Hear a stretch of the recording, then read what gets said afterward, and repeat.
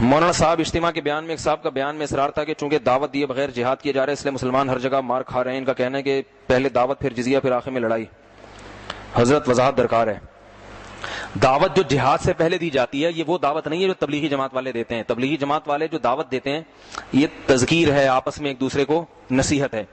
جہاد کے لیے جو دعوت ضروری ہے وہ تو صحابہ کرام ایک مرتبہ قوم کے سردار کو دیا کرتے تھے اور وہی سردار پوری قوم کو پہنچا دیتا, اور وہ مختصر ہوتی تھی. توحید کی دعوت, رسالت کی دعوت, اور پھر اس کے بعد کہ یہ قبول کر لو ورنہ جزیہ دو ورنہ پھر لڑائی ہے.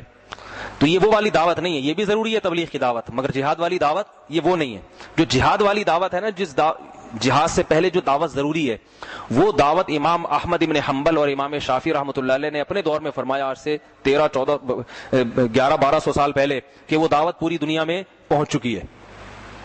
اب تو الیکٹرانک میڈیا ہے, انٹرنیٹ ہے, اس کے ذریعے اسلام کا تعارف پہلے سے بھی زیادہ دنیا میں پہنچ چکا ہے. اس دعوت کا مطلب اسلام کا تعارف ہو جانا چاہیے تاکہ ان کو پتہ چلے کہ مسلمان کس بات پہ لڑتے ہیں.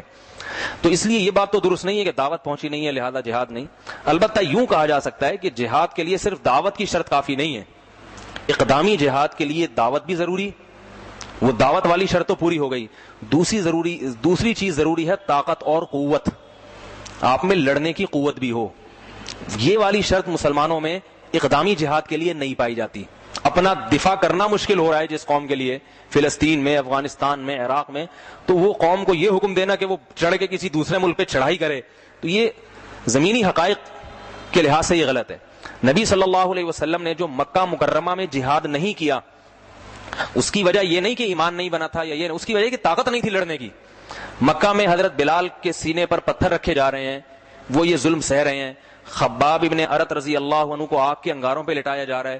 مسلمان حضرت خباب کو اس ظلم سے نہیں بچا سکتے تھے, تو ایسی کمزور قوم کو حکم دیا جائے کہ ان کے خلاف تلوار اٹھاؤ, تو ظاہر ہے یہ ممکن نہیں ہے. اس کی مثال ایسے ہے جیسے بنی اسرائیل جب فرعون کے مظالم سہ رہے تھے تو حضرت موسیٰ علیہ السلام نے بنی اسرائیل کو مصر سے نکالنے کی تو کوشش کی ہے, فرعون سے لڑوانے کی کوشش نہیں کی ہے.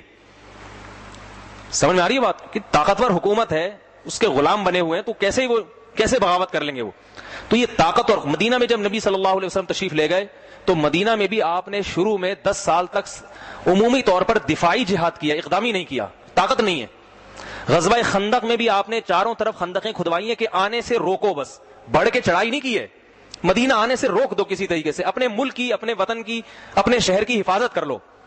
ہاں جب 10,000 کا لشکر تیار ہو گیا, چاروں طرف قبائل مسلمان ہو گئے, اس کے بعد آپ صلی اللہ علیہ وسلم نے مکہ مکرمہ فتح کرنے کے لیے پورا لشکر لے کر مکہ کی طرف تشریف لے گئے.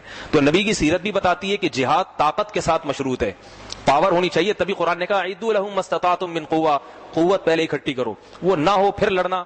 آپ کہتے ہیں نا پاکستان کو چاہیے امریکہ پہ حملہ کر دے, تو پاکستان جن جہازوں سے حملہ کرے گا نا وہ جہاز بھی امریکہ سے ہی ادھار لیتا ہے. سعودی عرب کو اگر آپ کہیں یہ چڑھائی کر دے, تو سعودی عرب کے جو طیارے ہیں نا امریکہ سے آئے ہیں اور ان میں پاسورڈ بھی لگا ہوا ہے. جیسے ہم کمپیوٹر پہ جب تک پاسورڈ نہیں ہو نا تو وہ جہاز کو بھی وہاں سے بٹن نہیں دبے گا تو اڑے گا ہی نہیں. وہ پھر اس کی حدود ہیں کہ یہ اتنی حدود سے باہر نکلا تو پھر کوئی ذمہ داری نہیں ہے, ہٹ کر دیں گے اس کو. تو یہ کھلونے ہیں میرے بھائی, ٹھیک ہے نا, پٹاخے ہیں شب برات کے, بم ہیں وہ شب برات کے پٹاخے ہیں. اور یہ جو ہمارے طیارے ہیں انڈیا کے مقابلے میں تو ہیں, باقی یہ کہ باقی یورپی دنیا کے مقابلے میں ٹیکنالوجی کچھ بھی نہیں ہے. تو اس لیے آرام سے تسلی کے ساتھ بیٹھ جائیں, صحیح ہے نا. دفاعی جہاد جو ہو رہا ہے نا اسی پہ زور لگائیں جو افغانستان میں فلسطین میں ہو رہا ہے. اسی سے شاید اللہ تعالیٰ مستقبل میں مسلمانوں کی راہیں کھول دیں. باقی دعوت اور تبلیغ کا کام اپنی جگہ ہے, وہ ایک الگ شعبہ ہے مستقل. مسلمانوں میں دین کی تبلیغ, نہی عن المنکر, امر بالمعروف, نبی صلی اللہ علیہ وسلم نے دونوں کام کیے ہیں. کسی ایک شعبے کی بنیاد پر دوسرے کی نفی کرنا مقصود نہیں ہے, نہ اس کی نفی کرنا جائز ہے. آخری سوال رہ گیا.